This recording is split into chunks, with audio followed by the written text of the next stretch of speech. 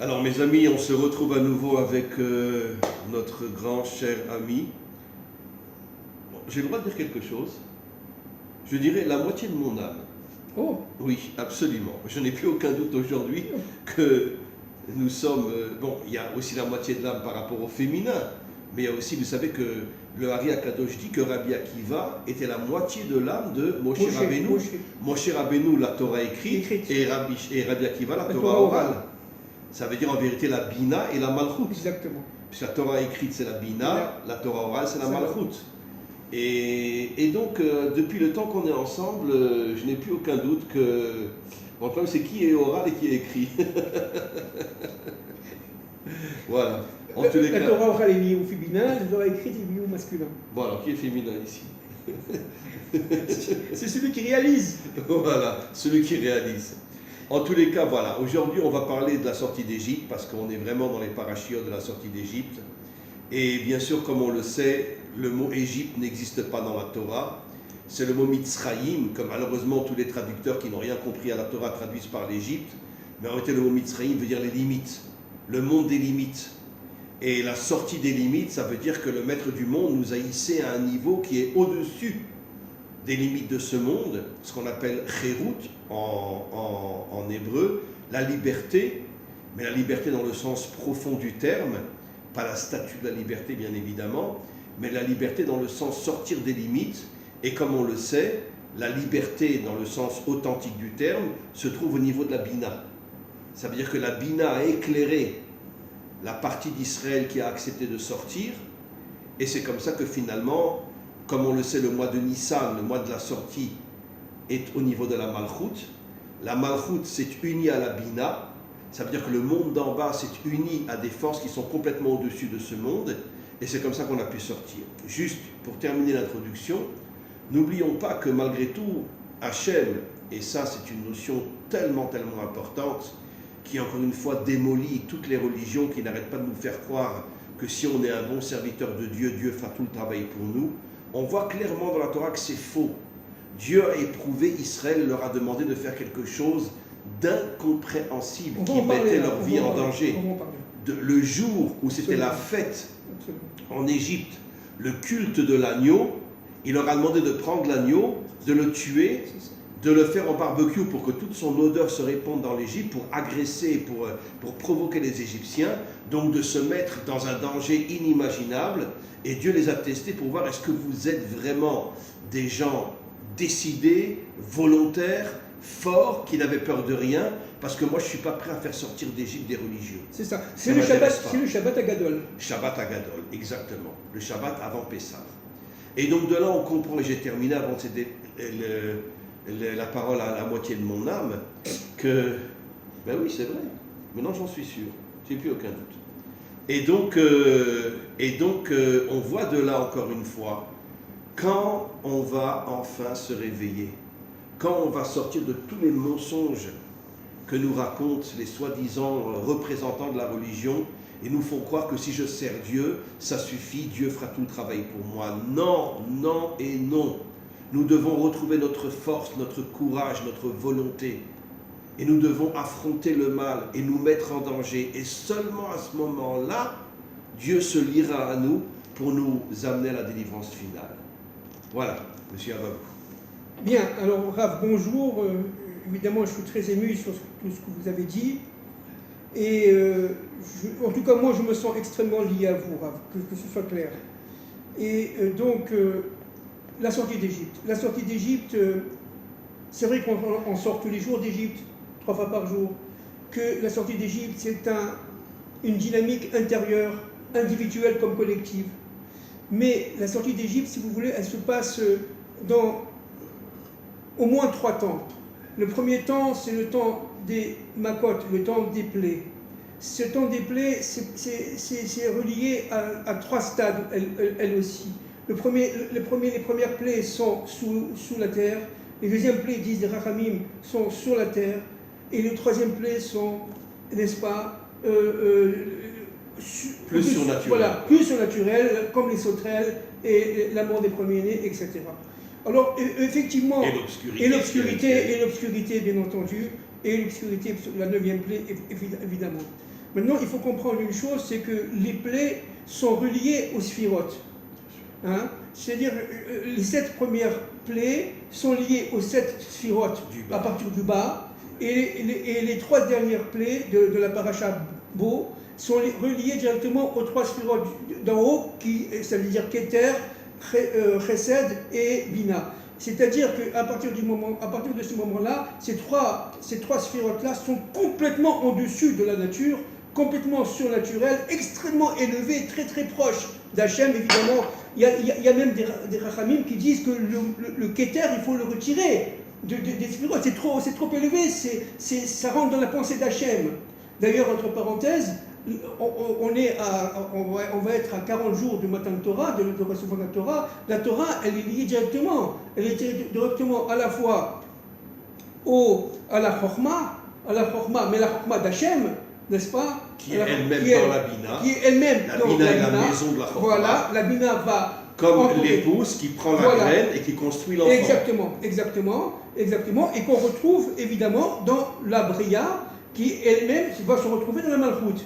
Et ça c'est la Torah. C'est-à-dire que, attention, là, la sortie d'Égypte est fondamentale. On ne peut pas recevoir la Torah si on n'est pas sorti d'Égypte. Maintenant, qui est sorti d'Égypte? Celui qui a osé, je ne sais pas si on s'en rend compte, prendre le C, c'est-à-dire cet agneau pascal, de l'attacher à son lit, au bord du lit, au pied du lit pendant 3-4 jours, et le Shabbat Akadol le sacrifier. Je ne sais pas si on s'en rend compte, qu'est-ce que ça veut dire? C'était un dieu. C'était une provocation imaginaire. C'était le jour du culte de l'agneau en Égypte. Exactement, c'était le jour du culte de l'agneau en Égypte. Et ce qui est fondamental de comprendre, c'est que seuls les fous ont compris. C'est-à-dire ceux qui étaient capables de sortir du système égyptien. De sortir de leurs limites. De leurs propres limites. Comme la traversée de la mer, Nachshon, qui est rentré dans l'eau et qui a fait tomber toutes les limites de ce monde. Exactement. Alors pourquoi c'est la 10e plaie? Parce que là, jusqu'aux les 10 premières plaies, on est encore dans le monde quelque part de la nature. On est dans le monde de la vie actuelle. On va se battre contre eux, etc. Mais contre Pharaon, et Pharaon va être KO plus ou moins, etc. Mais l'ouverture de la mer Rouge, c'est la 11e plaie. Par rapport au Keter.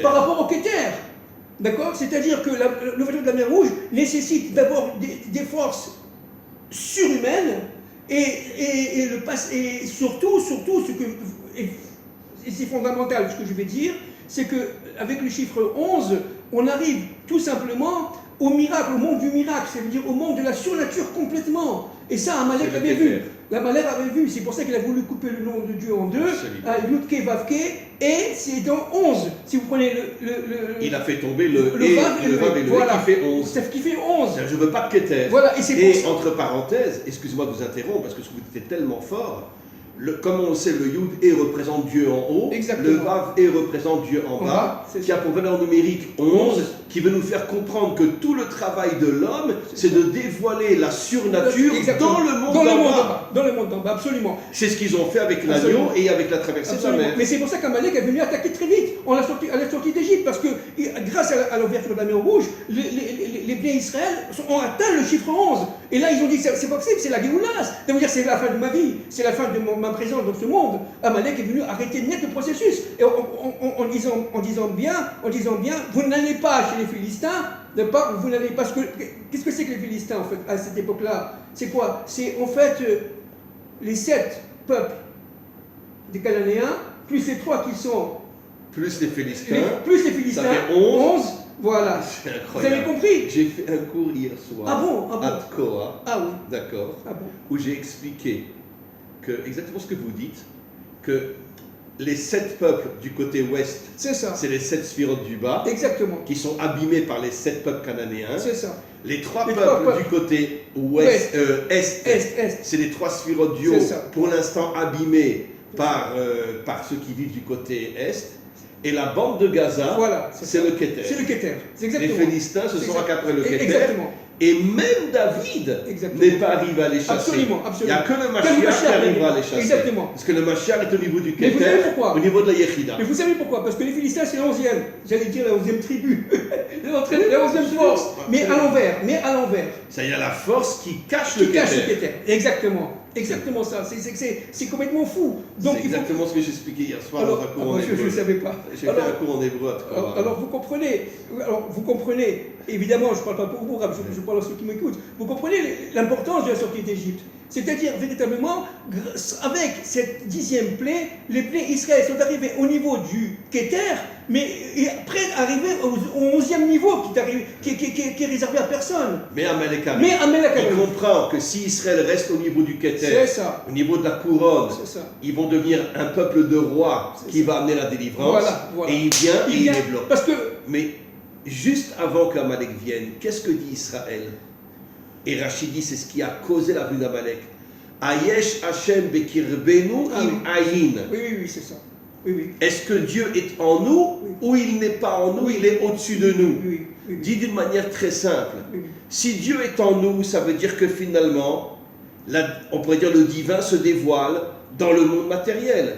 Mais s'il est au-dessus de nous, donc automatiquement, il n'y a pas de lien entre le monde d'en haut et le monde d'en bas. Ils ont eu un doute.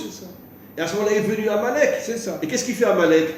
Laissez Dieu en haut. Laissez Dieu en haut, voilà. exactement. Yud et, voilà. Mais pas Vav et. Exactement. Laissez-le en haut. Voilà. Alors c'est un truc très intéressant. Que disent Rav, les maîtres des secrets, notamment les kabbalistes, sur la Malchut? La Malchut est liée au nom Ani. Aleph, Nun, Yud. Donc, Ani, c'est quoi? Regardez, c'est le Aïn à l'envers. Vous comprenez? C'est-à-dire que si vous... Aïn à l'envers. Oui, bien sûr. D'accord? C'est-à-dire que véritablement, pour arriver à la Malchut... Je n'accepte pas le Aïn, voilà. Je veux le Ani. Voilà. Je ne veux pas que Dieu soit au-dessus de moi, je veux qu'il soit en moi. Exactement. Voilà. Et ça, c'est lié à la Malchut. C'est-à-dire la Malchut, c'est Ani. Vous comprenez? C'est complètement fou. Et quand est-ce qu'ils sont arrivés au niveau de la Malchut? Les Bnei Israël. À la sortie d'Égypte, exactement. Puisque le mois de Nissan, c'est le mois de la Malchut. Voilà, c'est le mois de la Malchut. Ils sont sortis le 15 Nissan. Mais Amalek a tout cassé. Voilà, il a tout cassé. D'accord? Alors ça, c'est très important. Maintenant, il y a un autre point très fondamental. C'est la révolte des premiers-nés. Et là, on va essayer de comprendre un peu ce qui s'est passé. Les premiers-nés égyptiens. Pour ne pas attaquer Israël. Bien sûr. Bon, nous sommes à la fin, évidemment, au début de la 10e plaie. Les aînés égyptiens avaient compris que c'était leur fin, qu'il y avait une dernière plaie. Moshe l'avait annoncé déjà. Oui, bien sûr. Donc les premiers Égyptiens savaient qu'ils allaient mourir. Absolument. Et c'est pour ça qu'ils ont voulu sauver Israël, en se disant si on sauve Israël, on ne sera pas tué. Exactement. Voilà. Alors c'est très intéressant. Pourquoi? Parce que cette révolte des premiers-nés, parce qu'il y a eu une révolte des premiers-nés, il y a eu une véritable mai 68. Ça veut dire que vous voyez en France, c'est-à-dire qu'ils se sont révoltés, il y a eu une révolution sociale. À l'intérieur de l'armée égyptienne. Oui, à l'intérieur de l'armée égyptienne. Dieu a voulu tout simplement contrôler l'armée égyptienne de manière à protéger Israël, en fait. D'accord? Mais la révolte des premiers-nés a entraîné quoi? Et ça, je ne sais pas si les éditeurs le savent. Qu'est-ce qu'il a entraîné là? Il a entraîné la mort du père. Ça veut dire, ça c'est secret. C'est écrit dans... Quel père? Alors, leur père. Oui. Ils ont tué leur père, ils sont devenus quelque part, ils ont tué... Qu'est-ce que ça veut dire tuer leur père, Rav? Ça veut dire, en fin de compte, couper l'Égypte de son passé, de son histoire. Ils ont voulu que l'Égypte perde sa mémoire. Et à partir de ce moment-là, ça devient un corps vide. Et ils tombent. Et ils étaient prêts à se suicider pour couper le rapport avec le père. Bon, évidemment, au niveau psychologique, etc., Freud et tout ça, c'est la révolte du fils contre le père, bien entendu. Mais c'est ce qui s'est passé. Il s'est passé une révolte du fils contre le père, ils ont tué le père. Ça veut dire qu'ils ont voulu dire à Pharaon, ça suffit, on veut un monde nouveau. En coupant l'Égypte de ses racines, c'est vrai qu'ils ont sauvé les Hébreux, mais ils ont fait écrouler l'Égypte. Tout le système. C'est-à-dire que le système a été gangréné depuis la première plaie, et ça a été une progression pour arriver à la révolution sociale. Une révolution de type mai 68. D'ailleurs, entre parenthèses, c'est ce qu'on trouve à notre époque dans un pays qui s'appelle la France, Mitzarfat. Regardez, on le sait, les mêmes otiotes, la même racine que Mitzraïm. Et en mai 68, on ne veut pas de la société de papa, on disait à l'époque. Je ne sais pas si vous vous rappelez, Rav, à Paris, on ne veut pas la société de papa. Voilà, on retrouve exactement ce qui s'est passé en Égypte. Et surtout, on veut ni Dieu ni maître. Ni Dieu ni maître, ça veut dire une société complètement libre de faire ce qu'elle veut, sans Dieu ni père. C'est exactement ça. C'est exactement ça. Et ça a été la révolte, exactement. On a vécu avec l'époque la révolte. 68 a pour valeur numérique Chaim, oui, la vie, comme pour dire on ne veut plus la vie. Exactement. C'est quoi la vie? C'est l'union entre l'âme et le corps. Voilà, c'est l'union entre en haut et en bas. Entre le haut et le bas. Entre la femme et l'homme. Et c'est pour ça que la femme elle s'est dévoilée. Et ça a été une révolution terrible depuis ce moment-là. Et ça a été évidemment une répercussion dans le monde entier en 68, on se rappelle, avec les mouvements hippies, etc. Et tout cela a entraîné une sorte de libéralisation des mœurs qui fait que l'humanité est tombée de degré en degré jusqu'à arriver à plus rien. Aujourd'hui, on est arrivé à plus rien. Avec votre permission, je rajouterai, mais 1 milliard de fois, mais je rajouterai avec votre permission que ceux qui étaient derrière la révolution de 68 et le monde hippie, c'est toutes les forces obscures qui ont voulu affaiblir les nations en les transformant en drogués, en hippies, en révolutionnaires, etc. Pour pouvoir, avec le temps, avoir la main mise sur toute l'humanité. Jusqu'à aujourd'hui, on voit très bien ce qui se passe dans le monde. Exactement. Donc, cette plaie... Toutes les révolutions sont toujours récupérées, comme la Révolution française a été complètement récupérée. Absolument. Donc, actuellement, l'humanité sort d'Égypte. Qu'est-ce que ça veut dire qu'elle sort d'Égypte? Elle reçoit les plaies, n'est-ce pas? Ça veut dire quoi, elle sort d'Égypte? Ça veut dire qu'elle sort de ses propres limites. Mais le problème, c'est que la plupart ne sont pas conscients. Alors, qui c'est qui est sorti d'Égypte? Ceux qui ont tué l'agneau. Ceux qui ont refusé de continuer à être des moutons. Mais vous vous rendez compte ce que ça veut dire? Je ne suis plus un mouton. Imaginez-vous, vous voulez que je vous donne un exemple? Complètement fou. Imaginez-vous que vous avez des juifs américains qui prennent les dollars, qui les sortent des dollars de leur banque, qu'ils en font un tas et qui les brûlent. Regardez la réaction du gouvernement américain. Imaginez-vous que dans chaque quartier, bon, c'est un exemple bidon, mais regardez, imaginez-vous un peu la symbolique. Il n'y a aucun risque que ça se passe. Oui, mais bien, voilà, alors qui c'est qui Parce qu'aujourd'hui, le dollar en Amérique, c'est le mouton d'Égypte. Oui, mais qui c'est qui est sorti? Ceux qui ont eu cette rousse-pas, cette force de dire, vous savez quoi, le dollar, je m'en fous, c'est Gematria Amalek, moi je prends, je le brûle, je monte le Gematria Amalek. Hein. Oui, bien sûr. Dollar, la valeur numérique de Amalek. 240. C'est extraordinaire. Absolument. Alors, 240. Bien sûr. Alors, qui aujourd'hui est capable de faire ça? Qui aujourd'hui est capable de dire, moi je prends tous mes dollars ou mes euros, je les brûle parce que c'est une idolâtrie. N'est-ce pas? Moi, je suis avec Hachem, et imaginez-vous, mais c'est ce qui s'est passé à cette époque-là.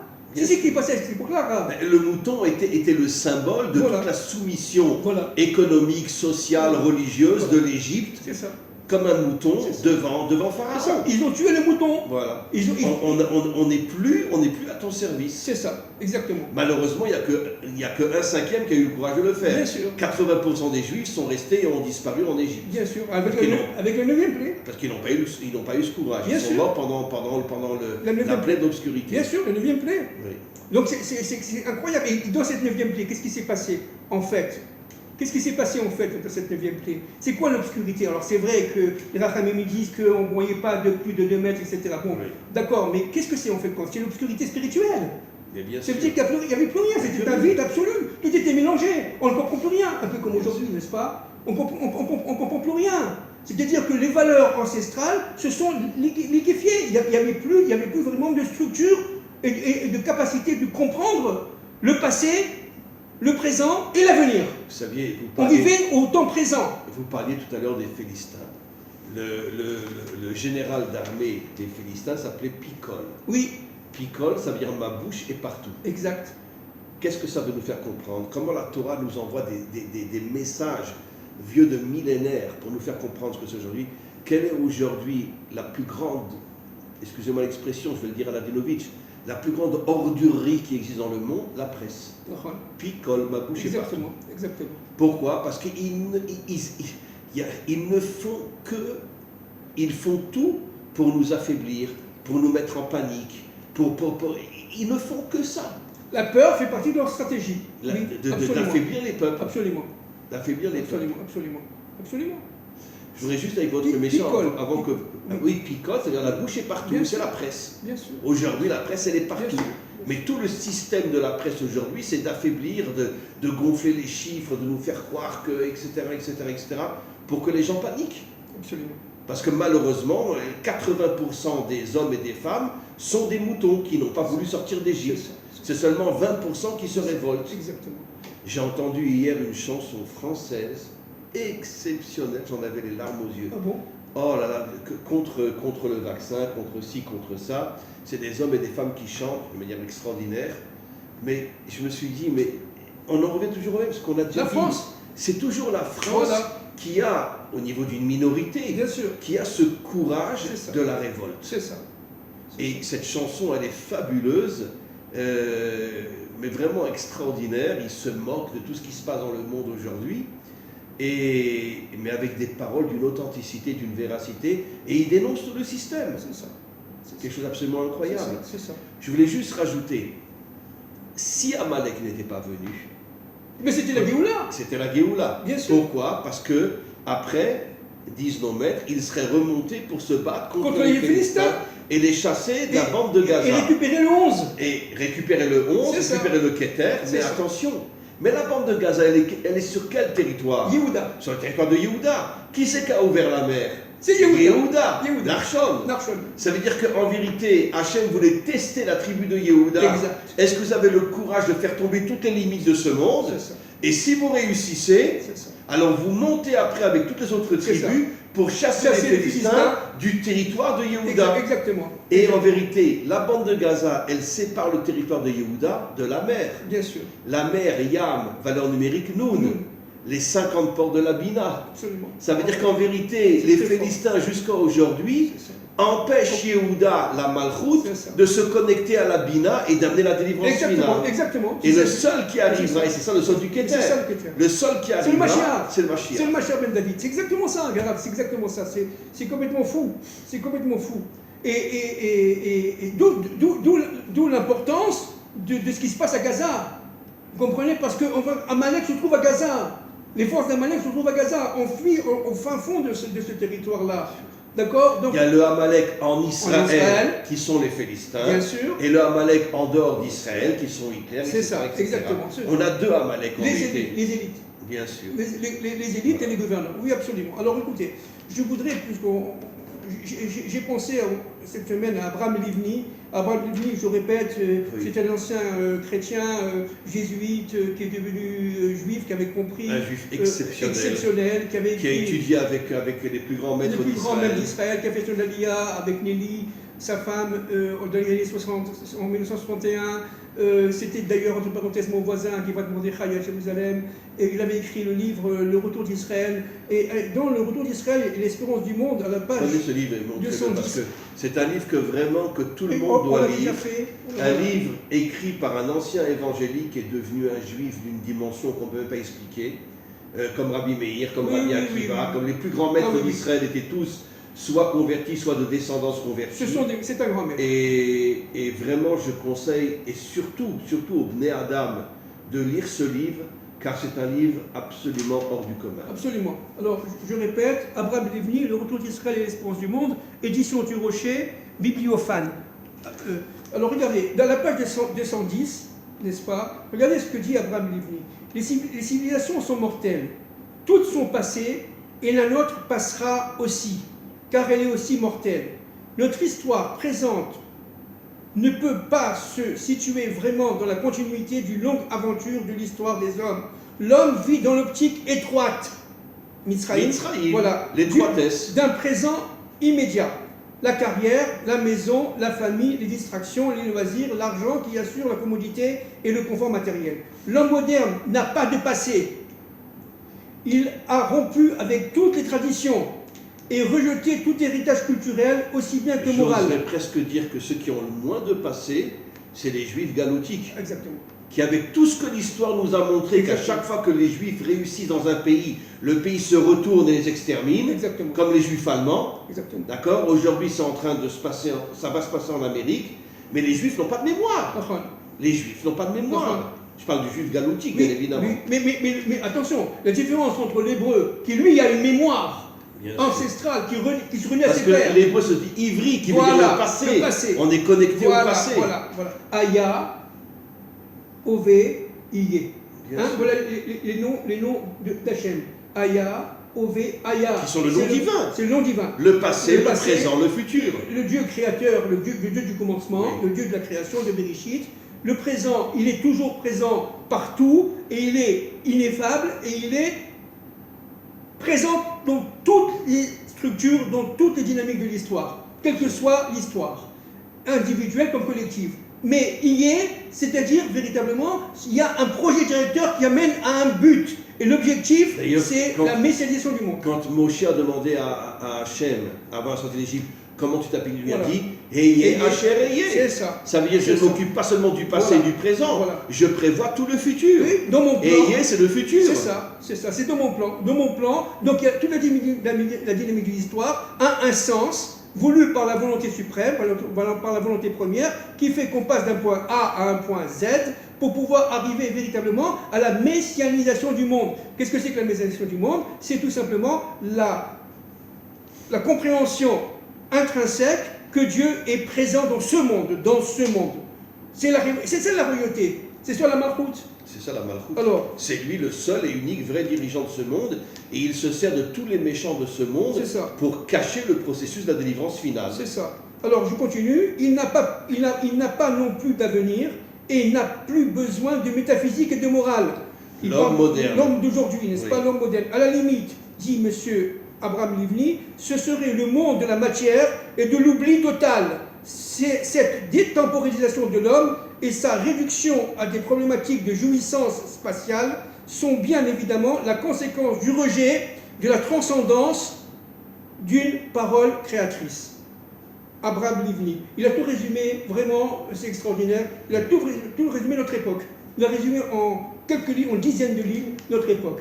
C'est-à-dire, véritablement, nous sommes actuellement, n'est-ce pas, en Égypte, enfermés, cloisonnés en Égypte, avec virus et tout ce que vous voulez, de manière à nous empêcher de sortir de nos propres limites pour atteindre la Bina. Et pour atteindre le chiffre 11. Ah oui, le monde fait, enfin toutes les forces obscures font tout pour qu'on n'obtienne pas la Bina. C'est ça. La Bina et surtout Oui. le Keter. Oui, le Keter. Oui. Parce qu'en vérité, nos maîtres disent dans le Zohar Oui, oui. que le Keter se cache dans la Bina. Absolument, absolument. La Bina est la maison, la matrice du Keter. Absolument, Plus encore que la Chorma. absolument. Même la Chorma se trouve dans la Bina. Oui. Puisque la Bina, c'est la dimension féminine. Absolument. En vérité, et tout se trouve dans le féminin. Parce que le féminin, c'est la réalisation. L'homme dépose une graine, mais qui c'est qui fait l'enfant? C'est le féminin. Absolument. C'est pour ça qu'encore une fois, on répète ce qu'on a dit l'autre fois, la femme du Mashiach, c'est elle le vrai Mashiach. Mais C'est évidemment. elle qui va faire sortir l'humanité repentante, n'est-ce pas, de ces cloisonnements égyptiens. Alors, justement, en vérité, le Keter, c'est quoi? Mais c'est la femme, c'est La l'épouse. Exact. Qu'est-ce que disent nos maîtres? Qu'est-ce que dit le roi Salomon? Eshet Raïl, Ateret Baala. La femme courageuse est la couronne de son mari. Ça veut dire, qui fait de l'homme un roi? Son épouse qui est au-dessus de lui, puisqu'elle est au niveau de la couronne. On le dit tous les vendredis soirs. Bien Vous vous sûr. rendez compte? Ça veut Bien dire le sûr. chiffre 7.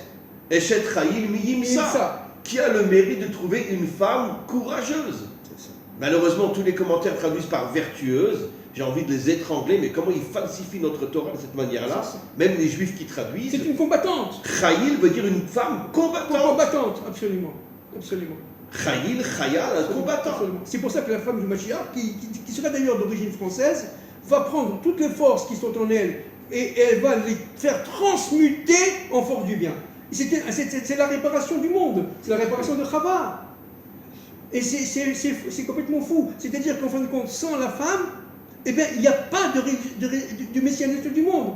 Donc c'est pour ça qu'on répète ce qu'on a dit, mais c'est très important. Les femmes françaises doivent jouer un rôle fondamental dans la Géoula Shelema, dans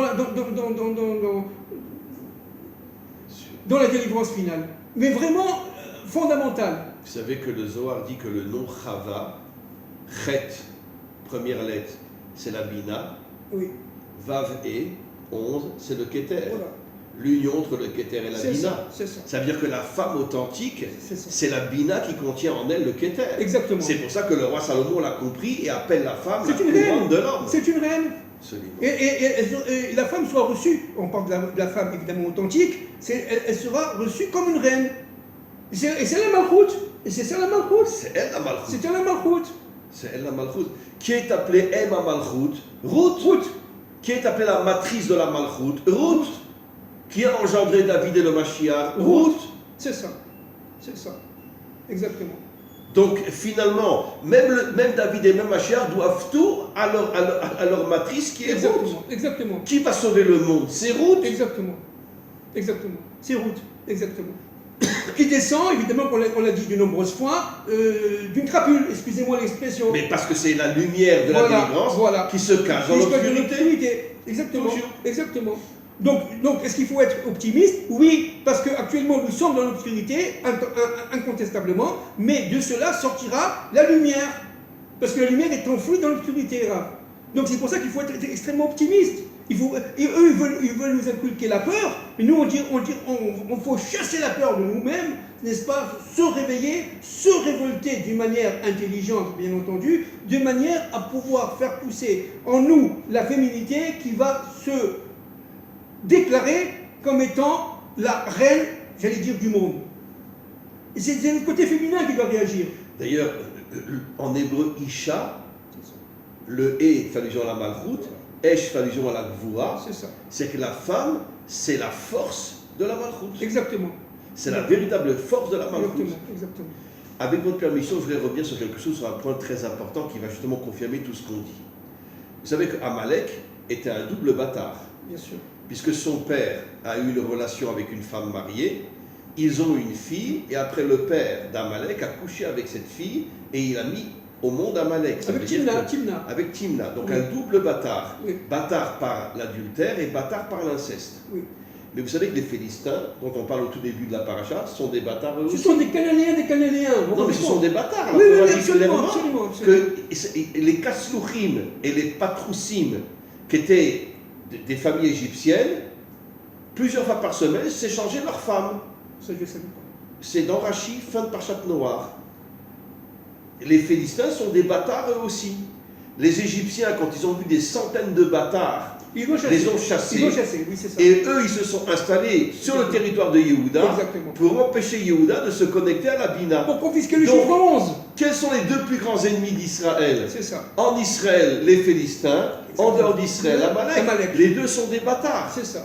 Maintenant, qu'est-ce que c'est le sod du bâtard? Le bâtard ne connaît pas ses parents, puisque par définition, le père ne va pas vivre avec la fille avec laquelle il a couché, ou avec la femme avec laquelle il a été, la femme mariée. Bien sûr. Donc, or, comment s'appelle la femme?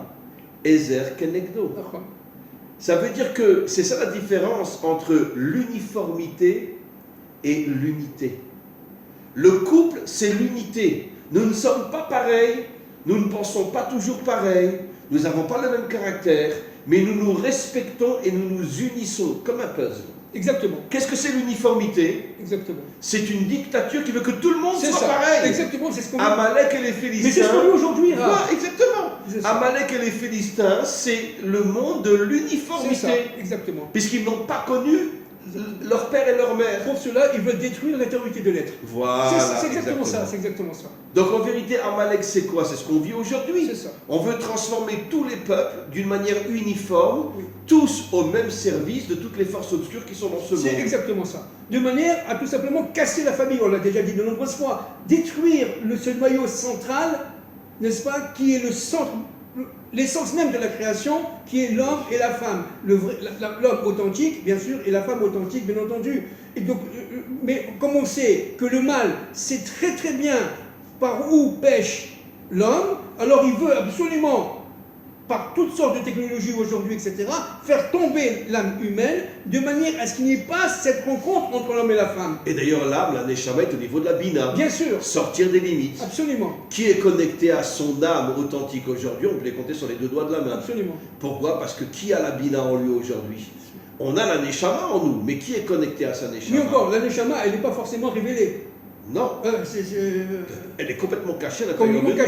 Voilà. On est complètement déconnecté. Voilà, on est complètement déconnecté, mais elle existe, elle est en nous. Donc finalement, quel est le vrai combat de l'homme? C'est de faire régner l'unité et de bannir l'uniformité. Exactement. Maintenant, excusez-moi de le dire, mais tous les peuples aujourd'hui sont au niveau, à part des exceptions, de l'uniformité. Exact. Chez nous, en Israël aussi. Puisque, regardez comment il y a une unité entre nous. Regardez comment le monde religieux, comment le monde laïque est complètement, on pourrait dire, chacun enfermé dans son système. Si je suis... Dans sa propre Égypte. Voilà. Si je suis un dati et que j'étudie le Rav Kook, quelqu'un me dit viens étudier avec moi Rabbi Nachman de Breslev, il n'y a aucune chance. Si quelqu'un étudie Rabbi Nachman de Breslev, on dit viens étudier les écrits du Rabbi de Lubavitch, il n'y a pratiquement aucune chance. Je parle au niveau de la globalité. Si quelqu'un est laïque, est-ce qu'il va étudier la Torah? Si quelqu'un est dans la Torah, est-ce qu'il va prendre comme ami sincère un laïque? Si je suis de droite, je vais prendre un ami de gauche, etc. Ça veut dire qu'en vérité, le monde entier est enfermé dans sa prison qu'on appelle Mitzrayim. Exactement. Et pourquoi? Parce qu'il n'y a plus de couple. C'est ça. On peut les compter sur les 10 doigts de la main, les couples authentiques aujourd'hui. Exactement. Ceux qui arrivent à s'unir avec un être qui est différent de lui. Exactement. Donc c'est pour ça que le monde moderne fait tout pour détruire le couple. Et maintenant, vous comprenez pourquoi aujourd'hui on a légalisé 2 hommes ensemble, 2 femmes ensemble. Parce que 2 hommes ensemble et 2 femmes ensemble, c'est l'absolu contraire de Ezer Kenegdo. C'est l'uniformité. C'est l'uniformité. Voilà. C'est, en fin de compte, se regarder soi-même. Et c'est pour ça que les enfants que 2 hommes adoptent ou 2 femmes adoptent, qu'est-ce qu'ils vont devenir ces enfants-là? Le modèle de l'uniformité, parce que dans leur jeunesse, ils n'auront connu que l'uniformité. C'est ça, exactement. Et donc ça va devenir des dictateurs. Exactement. D'accord? C'est pour ça que Dieu veut que la femme soit Ezer Kenegdo. Voilà. C'est ça le plus important. C'est pour ça que les plus grands criminels de ce monde sont tous ou des bâtards ou des descendants de bâtards. Oui, c'est ça. Amalek est un descendant de bâtard. Oui, absolument. Je parle Amalek d'aujourd'hui. Absolument. Hitler est un descendant de bâtard. Absolument. Oui, donc ça veut dire pourquoi? Parce que c'est le monde de l'uniformité. Exactement. Et c'est le monde dont les forces du mal aujourd'hui veulent nous limiter, nous introduire, etc., de manière à ce qu'on soit tout simplement des moutons, des objets, des instruments à leurs mains. Mais bien sûr. Sans aucune dignité, sans aucune moralité, sans aucune intériorité. On ne pourra plus faire l'union entre l'intériorité et l'extériorité. C'est-à-dire, tout simplement, c'est la mort. Entre l'homme et la femme. Ou entre l'homme et la femme. L'homme incarne l'extériorité, la femme incarne l'intériorité. Mais Rav, c'est ça la mort. C'est ça le côté mortifère de notre monde. C'est ça la séparation entre l'intériorité et l'extériorité. Exactement. Entre l'âme et le corps. Exactement. Ils veulent tout simplement nous tuer au sens thoraïque du terme. Ils veulent nous tuer. Mais ils n'y arriveront pas. Ils n'arriveront pas. Ils n'y arriveront pas parce qu'à chaque fois que les forces obscures ont essayé de détruire le monde, et à chaque fois il y a eu un réveil qui a empêché, qui a fait des dégâts terribles, comme la Shoah, etc. Mais 3 ans après la Shoah, Israël renaît sur sa terre. C'est exactement ça. Et n'oubliez pas aussi que dans la tourmente de l'Égypte, dans l'obscurité de l'Égypte, dans l'idolâtrie de l'Égypte, naît Moshe, comme on l'a dit l'autre fois. Moïse naît à un moment donné incroyable. Et où il a grandi dans l'obscurité, dans la maison de Pharaon. Exactement. C'est-à-dire Hachem a caché la lumière de la délivrance dans le monde de la mort. Exactement. Dans le monde de la mort. Oui, absolument. D'où la mort des premiers-nés, on revient à la 10e paix. D'où la mort des premiers-nés. Et les premiers-nés ont compris tout ce mécanisme. C'est pour ça qu'ils n'en voulaient plus. Ils ne voulaient plus de ce monde de papa. D'ailleurs, je dis toujours, c'est absolument extraordinaire. Hitler sort d'Auschwitz. Hitler sort d'Autriche. Et Herzl sort d'Autriche. Absolument. Ça veut dire que, normalement, Hitler aurait dû sortir d'Allemagne. Et regardez aujourd'hui. Il sort d'Autriche. Regardez, excusez-moi, pardon de vous avoir interrompu, mais excusez-moi. Qu'est-ce qui se passe aujourd'hui à Vienne, en Autriche? Les grandes réunions entre les Occidentaux et les Iraniens. Bien sûr. À Vienne, ça revient. Absolument. Vous voyez? C'est fou. Comme par hasard, vous avez 100% raison. C'est de Vienne, enfin c'est de l'Autriche que sort Hitler, les forces du mal. C'est de l'Autriche que sort Herzl, les forces du bien. Et aujourd'hui, toutes les réunions sur la bombe atomique iranienne, c'est à Vienne. C'est à Vienne, en Autriche. Donc Dieu parle à chaque événement de l'histoire, Dieu est présent. Et il nous envoie des codes, des signes, pour ceux qui comprennent, bien entendu, pour ceux qui sont capables de le voir. D'ailleurs, les premiers en Europe à avoir enfermé tous ceux qui n'étaient pas vaccinés, c'est les Autrichiens. Voilà. Donc vous comprenez bien que nous sommes là actuellement en pleine Égypte, mais de cela sortira la Géoula, la lumière. Comme Moïse est sorti d'ailleurs, grâce à Pithia, entre parenthèses, et Myriam, c'est-à-dire véritablement grâce à la femme. La fille de Pharaon était la lumière cachée dans l'obscurité. Exactement. Et elle s'est mariée après au chef de la tribu de Yehuda, Caleb Ben Yefouné. C'est exactement ça. Et ce sont les deux. Donc elle est devenue la femme de la Malchoute. Absolument. La fille de Pharaon est devenue la lumière de la malchoute. Absolument. C'est complètement faux. C'est-à-dire qu'en fin de compte, les deux qui ont sauvé, qui ont ouvert la mer, entre parenthèses, eh bien c'est Yeshua ben Nun, la tribu de Yehuda, et Caleb ben Yefoulé, dont la femme s'appelle Bithia. Mais c'est un truc de fou. C'est un truc de fou. C'est incroyable. C'est-à-dire, mais ils étaient arrivés, d'ailleurs, entre parenthèses, individuellement, ils étaient arrivés au chiffre 11, tous les deux. C'est-à-dire qu'ils avaient compris que la mer allait s'ouvrir. Mais tout le monde disait, mais vous êtes fous, vous n'avez pas, non? C'est naturel d'avoir ces quatre groupes qui se sont formés à Béchalar, n'est-ce pas? Celui qui prie, celui qui veut se battre, celui qui veut retourner en Égypte, etc., celui qui veut, etc. Les quatre groupes, c'est naturel. Narshon a compris que non. Mais Narshon a compris que non. Il faut dépasser. Qu'est-ce que c'est la définition d'un roi? C'est ça. Meler Poretz Geder. Il défonce tous les obstacles pour se frayer un chemin. Il faut dépasser la 10e plaie parce qu'il y en a une autre cachée. N'ayez pas peur, elle va s'ouvrir. C'est le Keter. C'est le Keter. La couronne. La couronne. Et Narshon ben Aminadab, ils ont avancé. Les Rachamim disent que jusqu'à que l'eau arrive au niveau du nez. Il allait mourir. Il allait mourir. Et c'est là qu'Hachem a ouvert. Et c'est là qu'Hachem a ouvert. Az Yashir Moshe. C'est fou. Mais Az Yashir Moshe. Yashir. Donc, au moment de la délivrance. Au moment ça veut dire que Moshe fait allusion au fait que la traversée de la mer est un avant-goût de la délivrance Exactement. finale. Si on ne trouve pas, au moment de la délivrance finale, des hommes qui arrivent à se battre contre tous les obstacles de ce monde, voilà, il Mashiach n'ira pas. Parce que le Mashiach a besoin d'être accouché par un ventre. Exactement. Et le ventre, c'est la dimension féminine, Malchut, qui se bat contre tous les obstacles de ce monde. Absolument, exactement. C'est exactement ça, Pape. C'est-à-dire qu'en fin de compte, cette ouverture de la mer Rouge, d'ailleurs toute la sortie d'Égypte, est un phénomène d'annonce à ce qu'on va vivre à la fin des temps. D'ailleurs, la mer Rouge, ça fait allusion à Édom, le dernier exil. Absolument. La mer Rouge, Édom. Le dernier exil s'appelle l'exil de Édom, qui veut dire rouge en hébreu. Absolument. Alors, il faut absolument maintenant découvrir les forces de Nadab, Narshon ben Aminadab et Caleb ben Yefoulé, rentrer dans la mer. C'est quelques fous là qui vont dire, nous, on est prêt à se suicider quelque part, mais on sait que ça va s'ouvrir parce que la délivrance vient de nous, d'accord? C'est quelques millions de personnes qui vont se dire, il y en a marre, je suis prêt à mourir pour ça, je suis prêt à risquer ma vie, mais il faut absolument sauver nos enfants et sauver... De toute façon, mieux vaut mourir comme un homme que de vivre comme un animal. Mais bien sûr. Et ça, ce sont les forces vraiment du chiffre 11. Ils ont atteint avant... Vous comprenez? Avant le peuple d'Israël, avant les Hébreux, avant la fin des temps de l'histoire, ce chiffre 11 pour annoncer le véritable chiffre 11, la fin des temps de l'histoire, c'est-à-dire le Keter. Vous êtes d'accord, Rav? C'est ça. Bon, encore une fois, écoutez, c'était vraiment des notions très très très fortes qu'on a pu, grâce à Hachem, enseigner aujourd'hui. Donc finalement, pour conclure, cher ami, où sont ces héros qui vont être capables d'affronter le système satanique qui est en train de s'emparer du monde? Qui sont les héros qui seront prêts au niveau de leur compréhension?